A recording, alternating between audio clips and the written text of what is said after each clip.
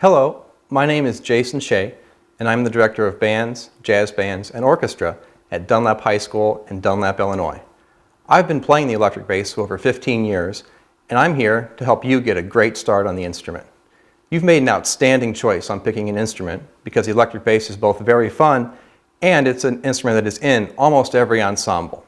You'll get a lot of chances to play and get to meet a lot of new people and play in a lot of different musical groups. I wish you the best as you get started on the electric bass. One thing that's very unique about the bass is that it's a member and it's very important in almost every ensemble that there is. It can be part of the concert band. It can be part of a marching band in the front ensemble in the front of the field. It's part of the jazz band, providing the walking bass line. It can even be part of the orchestra, paired with the acoustic bass. If you're playing something in an orchestra in a style such as pop or rock or jazz, you might want to have one player play the electric bass. You can also play electric bass in a rock band, perhaps in a band with your friends, where you play some of the music you might be hearing on the radio. Let's talk briefly about the parts of the electric bass.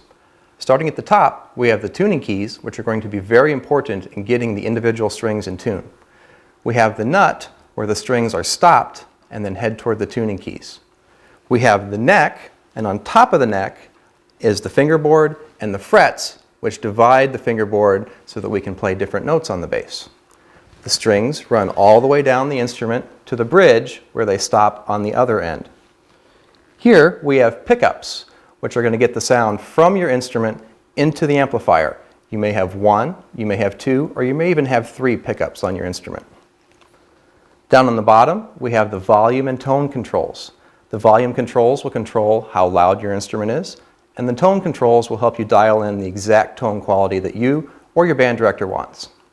Without an amplifier, our electric bass isn't going to make very much sound. Let's talk a little bit about the parts of the amplifier. First, you'll have a power switch somewhere on your amplifier. This one happens to be on the back, yours may be on the front. This particular kind of amplifier has a separate head and a speaker cabinet. Your amplifier may look like that, or it may be a combo, which is the head and speaker cabinet all in one. Somewhere in your amplifier, you will have an input, which is where you'll plug your cord from your instrument into the amplifier. Just like on your bass itself, you'll have tone and volume controls on the amplifier to dial in the exact sound that you want. And somewhere on your amplifier you will have a master volume control, which is going to control the volume of the whole system. Let's talk about the process you're going to use to get your instrument set up out of the case and plugged into the amp. First of all, let's look at the case and talk about it a little bit. This case is what we call a gig bag. It is not really a hard case. It's a soft padded bag to protect the instrument. What's nice about the gig bag is that you have straps so you can wear it like a backpack, or a handle to carry it like you would carry a suitcase. Most cases will have a pocket on the front for your accessories. We happen right now to have a strap and our cord in this pocket. You may have a hard case for your instrument, which is more protective for the instrument, but is sometimes bulky and harder to carry around. You just want to carry that with a handle, just like a suitcase. To get our instrument out of the case, we're going to unzip it and take it out carefully because we have an expensive instrument which we don't want to damage. Remember, we have in our accessory pouch our strap and cord. We're going to need both of those.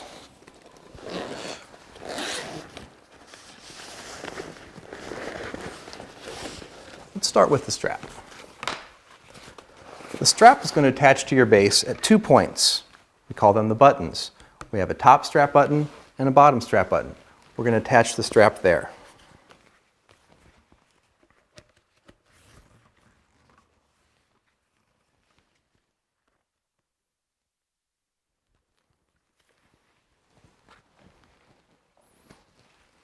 Now, if your strap is not at the right height for a comfortable playing position, you can adjust the height of the strap with the buckle that's on it. Next part of the process, we're going to attach our cord. We can set the case aside because we're done with it for right now. It is very important that we do not have the amplifier on or have the volume up on the amplifier or the instrument when we plug it in. Both volumes have to be down, amplifier has to be off. The reason we do this is because we can create a large popping sound that may even damage the amplifier or the instrument.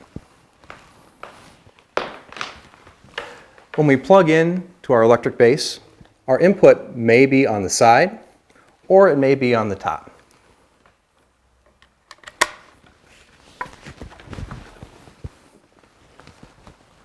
Your input on your amplifier will most likely be on the front.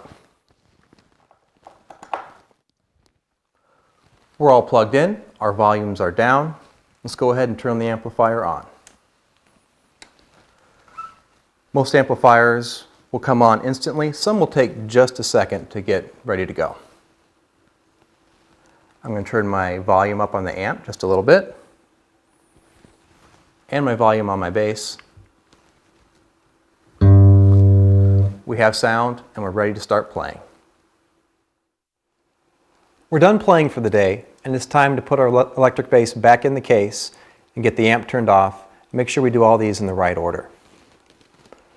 First of all, remember when we took our bass out of the case, we wanted to make sure that our volume was down and that the amp was off when we plugged it in. We want to do the same thing when we unplug it. Volume is down on the bass and the amp. Power down, power's off. Now it's safe to unplug. I'm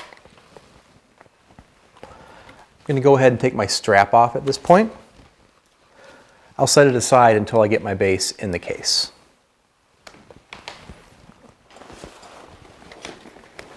Want to be careful putting our bass back in the case so that we don't do any damage to it at this point.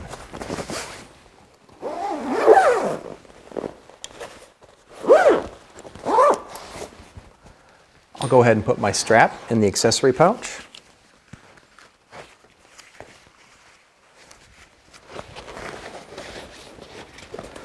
Finally, let's put the cord away. It's generally a good idea when you wrap your cord to wrap it in a circle like this. It'll improve the life of the cord, and it's a nice compact way to put it in your case.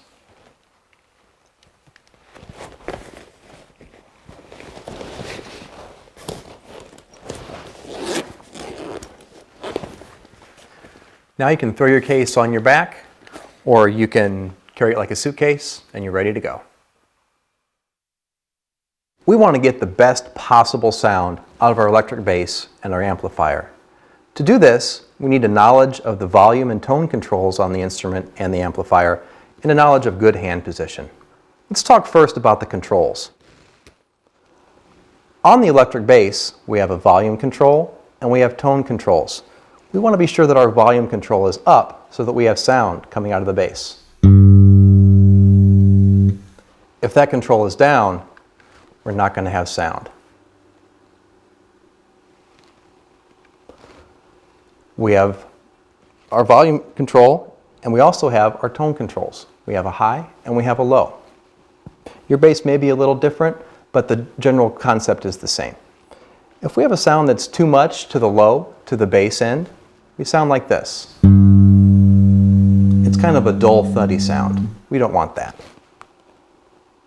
The other extreme is a treble-y sound. It doesn't provide the bass that we need. It sounds like this. Our best sound is going to be a good balance between the two.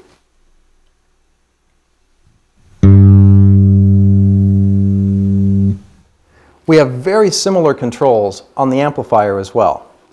Our master volume is going to take away our sound if it is down, and it's going to give us sound when it's up. This particular amplifier has 4 tone controls for bass, treble, and mids. You just want to get a good balance of those, and you may want to ask your band director for help in getting those set. Let's move on to hand position. A good hand position is going to get our best sound on the instrument. With our right hand, we want to have our thumb in this little crease here where the pickup and the E string meet. It's a good place for it to rest. When we're playing on the upper 3 strings, we're going to pull our finger toward our thumb and it's going to come to rest on the next string.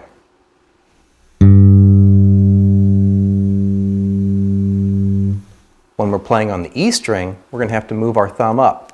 We're going to pull our finger so that it comes to rest on our thumb.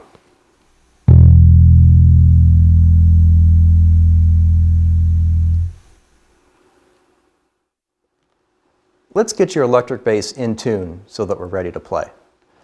The easiest way to do this is to use an electronic tuner. I like them because they're inexpensive and they're really easy to use. When I play a note, I'm going to see on the electronic tuner if it is sharp, or if it is flat, or if it is in tune. Let's check our open G string. We can see that that's flat. The needle is to the left of center and the flat red light is on. To bring the pitch up, I'm going to tighten the string. To tighten the string, I'm going to turn my tuning key to the left and bring the pitch up.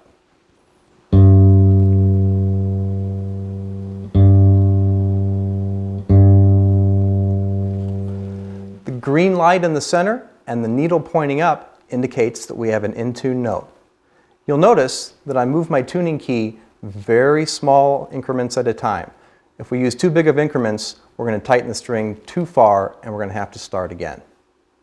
Once you have your G string in tune, repeat this process for the other 3 strings. Let's talk a little bit about the seated playing position for the electric bass.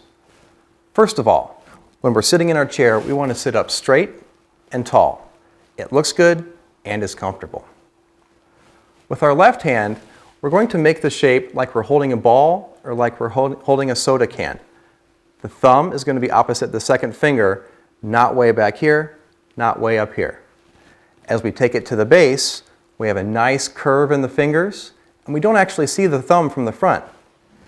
You'll see from the back that the thumb is on the middle of the back of the neck and is not up here so that we can see it from the front. With the right hand, we're going to keep an arch in the fingers, very similar to the left hand, so that when we play, we're pulling toward our thumb. A good spot for the thumb is about halfway between the end of the fingerboard and the bridge, which is usually going to be about where a pickup is, and you can actually rest your thumb against that pickup. When we play a note, we're pulling into the next string, so it's nice and clear squeezing motion.